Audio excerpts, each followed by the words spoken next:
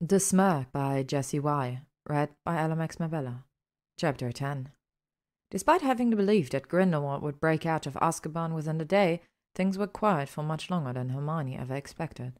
It had been the end of May when she took Grindelwald to Azkaban, but now it was the middle of September, a mere month away from Merob's due date.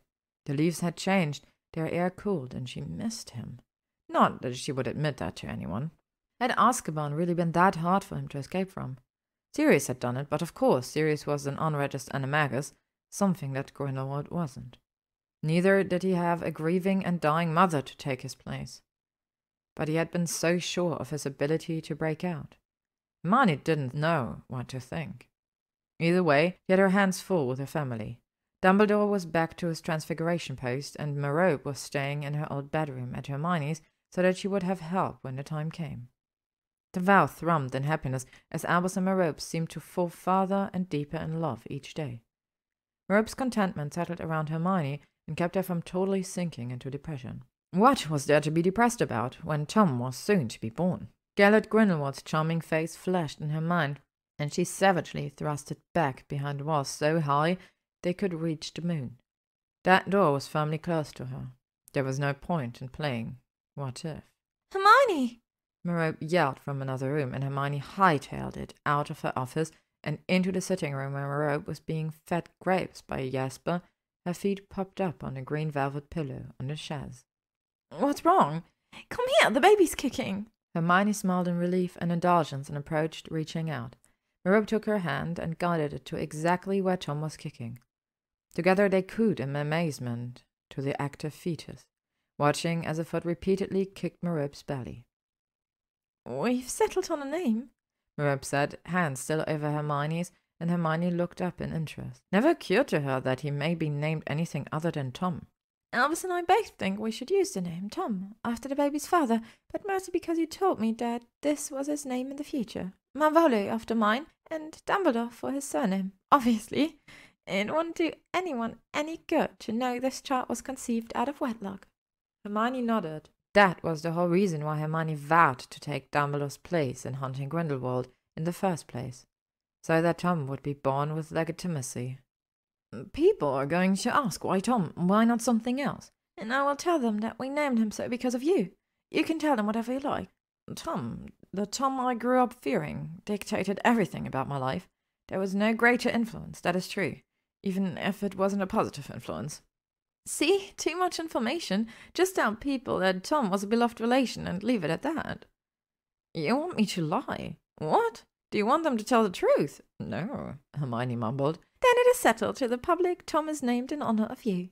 Fabulous, Hermione muttered sarcastically.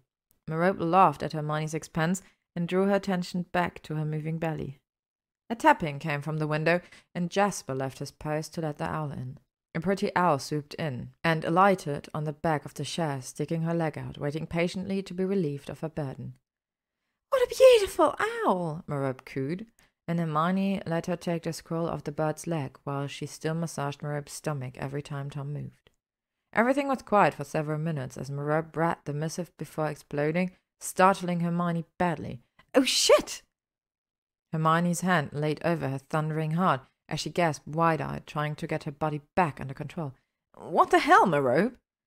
You didn't tell me that you were going to a ball. It's only a little over a week away. Have you already picked your costume? Do you need help? What am I saying? Of course you need help. Jasper, grab my jacket and shoes. Merope sat in a flurry, clapping her hands in excitement, jumping to her feet while cradling her belly. We are going shopping. I'm not going to a ball. Settle down. Oh, yes, you are. This says that you already RSVP'd. They're expecting you, and it's much too late to back out now. I didn't reply to any invitations, Hermione frowned. You didn't say you would go to the Prince Charity Ball?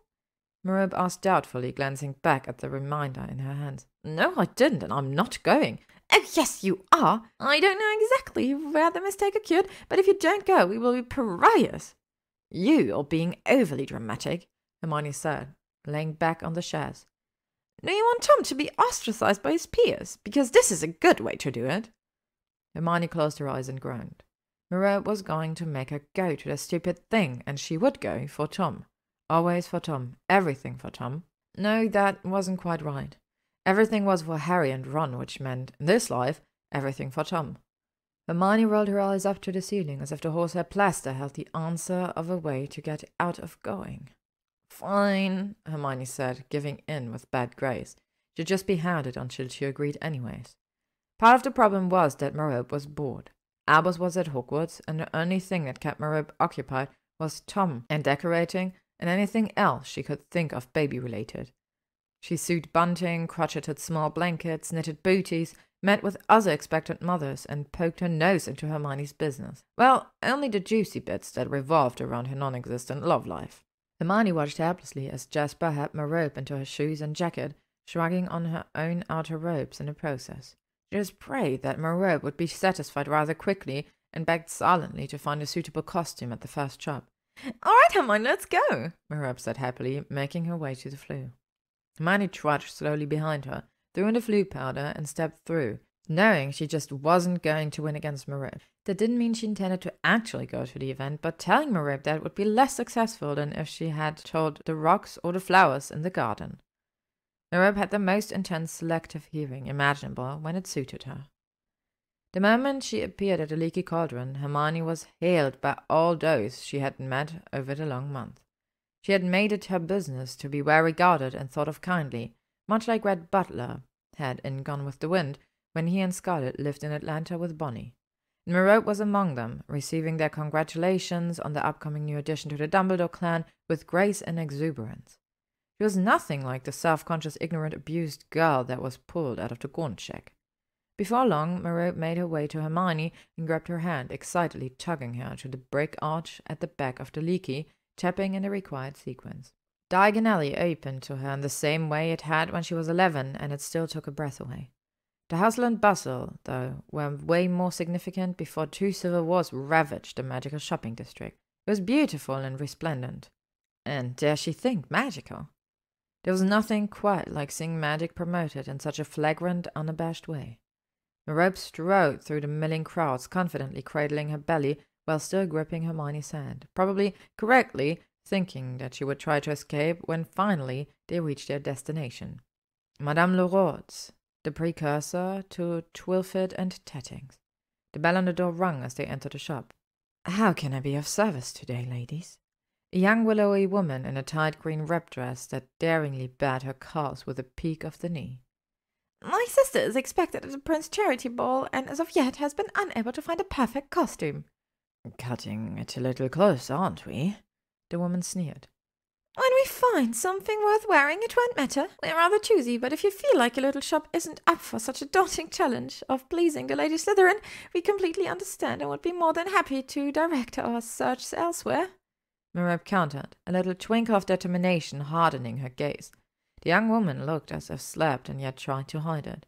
It was clear she didn't dare to turn them away, especially such affluent patronage. "I am sure we can accommodate even the most demanding of customers. Right this way, ladies." The woman gestured for them to follow her to an exclusive alcove they have reserved for such high-profile clientele as Merope and Hermione were, for their privacy and comfort, of course. "You can call me Tilda." "Thank you, Tilda," Merope said with a charming smile. "We have a few different styles here that I think will suit Miss Slytherin very nicely." "Excellent," Merope smiled. Tilda gestured to a comfortable-looking chair for Merope before flicking her wand at a rack near the back, something reserved for the special customers. "We are very lucky to have been sent a few designs from the new up-and-coming talent, Alyssa Travers. She has even been featured in the Flitterbills fashion magazine this past summer." As Tilda spoke, she grabbed several options off of the rack in a variety of colors and styles, eyeballing Hermione's figure as she did so. She bustled into one of the back rooms, pulling out a large garment bag and adding it to the pile in her arms before gesturing to Hermione that she ought to step into the lavish dressing room. Tilda followed her in and hung the dresses on a hook, leaving without another word. Hermione sighed as she glanced at her reflection in the mirror and smoothed her hair away from her face, breathing in through her nose and out through her mouth. This ball would achieve at least one of her goals. If she was present in society, Tom had a better chance of blending in. A better, easier chance to obtain the power he desperately sought the first time. Safely. Or as safely as politicking can be. Meanwhile, Merope sat on the divan, staring at Tilda until Tilda fidgeted under her gaze. "Can I help you further, Mrs. Dumbledore?" Now that you ask, Merope began, a slow, sly smile spreading on her lips, I wonder what else you have stored in the back room, and I wager that the very best of costume to be had is back there. And I would hazard a guess that you would be willing to discreetly let down another patron for the right price. My sister needs the very best, as I said earlier, and I'm willing to pay a hefty price to get it. I owe her much. So if you cannot or will not disappoint one of your other customers, we will have no choice but to visit another shop. Hermione Slytherin will be watched, and I promise you that whoever dresses her will also become highly coveted. She cannot show up to such a prestigious social event, the first she is to attend in our country, with a Sabar costume. Tilda froze at the first utterance, and by the end she was clearly teetering in between doing as she had promised and basking in the fame and fortune that would follow Hermione wearing her shop's clothes. The only question that remains is whether or not you are going to benefit from our patronage. That is completely in your own hands. A disgusted sound came from the vicinity of the dressing room, and Merope had to bite her lip from keeping laughing. Even without knowing it, Hermione was helping her to convince the taciturn, snobbish woman. Tilda stood and nodded at Merope and said, "It would be my pleasure to dress Miss Hermione Slytherin for the biggest social function of the year. Now that I'm thinking of it, I do have something in the bag I had set aside for one of my other customers in the hopes they would be interested, but I can see that costume was fated to be worn by your sister. Let me go retrieve it now." Merope clapped in happiness, a deeply satisfied look on her face. If Hermione is willing to go through so much time-traveling magical vows, moving among a society that she had little care for, all for Merope's son, nothing would stand in her way to ease Hermione's burden. Her upbringing may have been tragic, but she learned a lot more from her mother than she ever realized. Her confidence had grown as large as the distance between her and her father. Merope was nothing like the sad, pathetic wretch that Hermione dragged out of the gaunt hovel that day. She likened herself to a phoenix, reborn from the ashes of her former life. Everything she had, every new adventure, every layer of self-confidence was all because of Hermione. There would be no repaying her, not ever. What she had done for them transcended every acceptable repayment. There was no amount of money that would do it, no amount of favors. There was only a lifelong loyalty and devotion. They were bound together in more than blood. Sometimes a family was more than just DNA. Sometimes family was bonded through a series of hardships and circumstance, and she would never take that for granted. Thank Merlin that Hermione had come into her life, even if it was because of the horror her son turned into. Merope felt blessed. "Come on out now and show me at least one of them, Hermione," Merope called after shaking herself out of her self-reflection. "These are not going to work, Merope," Hermione said, a tinge of despair in her voice. She was hoping they would find something suitable on first try. The disappointment was hard to swallow. "Give Tilda a moment, dear. I believe she found something more suitable." Tilda nodded and handed in a garment bag that was much finer than even half the dresses she had already tried on, and that was only the bag. From inside the dressing room, a loud gasp was heard, quickly followed by a string of crooning words. Hermione quickly changed and walked out, showcasing the lovely costume. "I love it," Hermione said, running her hands over the blue silk. "It absolutely suits," Tilda exclaimed, finally having gotten into the spirit of their costume hunt. "I dare say every other woman won't be able to compete," said another voice from the doorway. The newcomer was tall, with dark curly hair, intelligent eyes, and red Cupid bow lips. Beautiful in a familiar way. Familiar because he looked so much like Sirius Black. There was mischief in her eyes that showed anyone who bothered to look that his disposition was entirely inherited, because in some way this woman had to be related to Marauder. "Mrs. Black," Tilda breathed, dropping into a rather lopsided curtsy. "To what do we owe the pleasure of your visit?" "I saw Miss Slytherin admiring this costume as I passed, and I thought to drop in and see if you had anything else so flattering. If the Slytherin family shops here, it must be a good place to shop." "You flatter," Tilda said breathlessly. "I'm Melania Black," she said as she turned her gaze onto the two other women in the shop. "This is Hermione and I'm Merope said, and Hermione nodded and extended the usual greeting. "Yes, Merope Dumbledore. I heard he had married into the Gaunt family. I was always told the Gaunts were rascals." little more than squibs. That is obviously not the case. I fear you have been neglected." Merope shrugged. No matter how poorly she was treated by her own family, she still hesitated in condemning them. After all, she still had pride. Melania turned her grey eyes onto Hermione and studied the way she looked. "I have a feeling we will meet again, Miss Slytherin. Make sure to greet me and my husband at the masquerade. There are several close friends that are dying for an introduction." And before another word, Melania was back out the door, despite claiming an interest in the clothes. Tilda in the meantime was fanning herself, looking at Hermione and Merope with a sort of hero worship. They had brought the influential Mrs. Black into the shop. That alone would be enough to have the masses flocking. "I'll take it," Hermione said softly, stroking the gown with a smile. It's probably the most luxurious dress she had ever owned, let alone wore. Merope smirked and watched Hermione retreat back to the dressing room. "The mask too, Tilda?" Of course. The temperature had started to drop, and Hermione was grateful her costume was long-sleeved, because the wind seemed to bite through her warming charms. Her stomach was full of flutters. She really hoped she wouldn't fail at making a powerful impression over the pure-blooded society. Hermione reached up and traced the elaborate iridescent white lace of her three-quarter mask. It hid her identity decently well. Surprisingly enough, although it could have been the hours Merope spent curling her hair into smooth ringlets that gathered at the nape of her neck, held in place by a beautiful silver comb. The apparition point had been set to a small walkway from the main house, and Hermione was glad. It gave her time to settle her nerves. Suddenly she felt as if Draco's instructions just hadn't been enough. Small altercation and arrogant hellos were something she could easily do. Attending a ball? What the hell had she been thinking? All too soon she was walking up the marble steps, following the rest of the guests in a steady stream to welcoming host. Everyone was resplendent in the very best costumes, one of which was a knight in solid gold armor. Hermione shook her head at the fanciful display. "I knew you would come." Again a voice that made Professor Snape's caressed her ears as the man himself reached out to take her hands between his own. How could he even tell who she was? "I was invited." "Indeed," he murmured.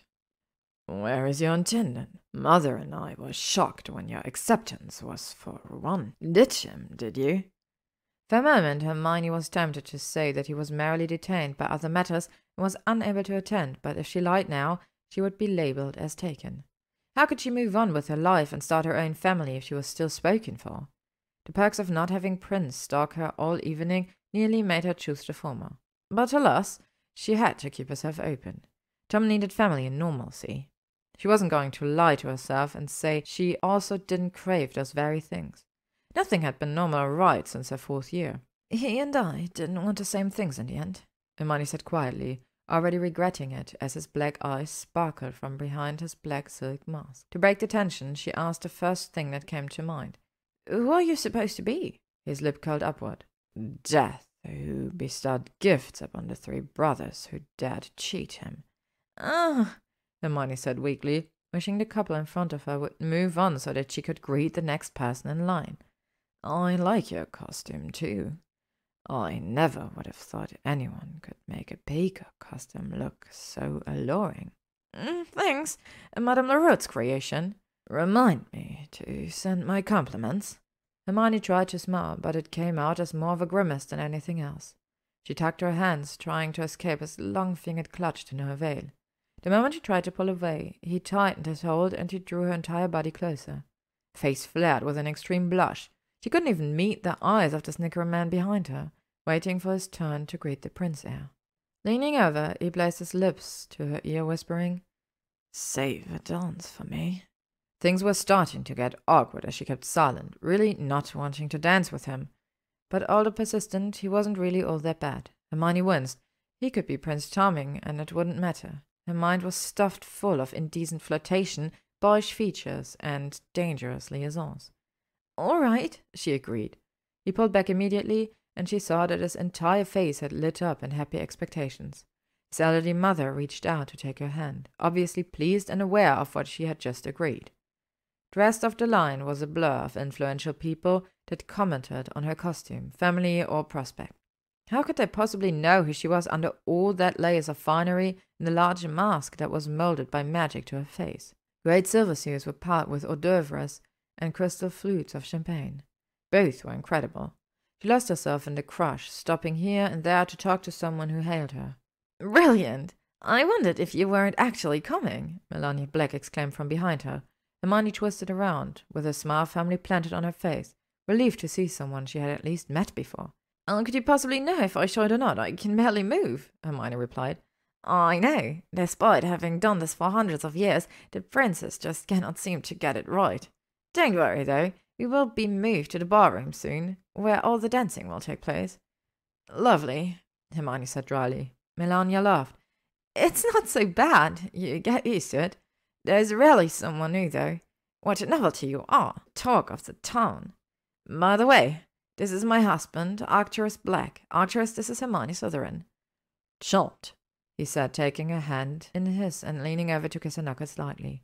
He was kind, obviously full of life and good humor. She always just assumed he would have been just as evil and snobby as Bellatrix. Hermione smiled back gratefully.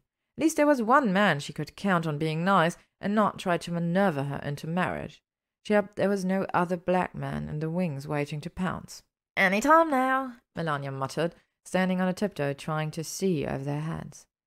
And as if words were magic, the great doors at the north end of the hall were opened, and the throng flowed into the larger ballroom that took up the entire second floor of Prince Manor. Finally, she could breathe and was glad for the cooler weather that kept the stifling temps in the ballroom to a minimum. The quartet jumped right into the first movement, drawing a crowd of couples onto the dance floor. "I heard you were engaged. Where is your fiancé?" Melania asked. "I am not engaged." "Oh, I knew it!" Melania crowed, elbowing her husband. "You owe me 1,000 galleons." "You will get yours at home," he said suggestively, playfully to his wife. She tittered and smacked his arm lightly, blushing under her mask. "I believe you promised me a dance," Magnus Prince said to Hermione as he joined their group. "Evening black, Melania." Neither of the Blacks smiled at their host, but nodded with respect instead. She would have to find out about that later. She sighed in defeat and let Prince lead her onto the dance floor. Dancing was something that she loved. It reminded her of her parents, who were known to spend an evening waltzing here and there. Her father had taken it upon himself to teach her how, and she treasured each and every memory. Surprisingly, Prince kept his hands appropriately placed on her waist, even if he did use the leverage to pull her in and keep her close.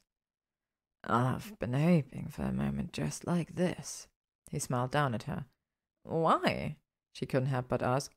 "I think we could be great together," he murmured, obviously amused. "You could bolster our declining family, and I could shower you with love and affection, children, and foothold in our political world. Isn't that why you are here in England?" Though she didn't care to have power for herself, she did need a foothold for Tom, an outlet for his more ambitious nature. Hermione bit her lower lip and looked down. He took it as confirmation that he did have what she thought. However, she just wanted to avoid answering in the affirmative.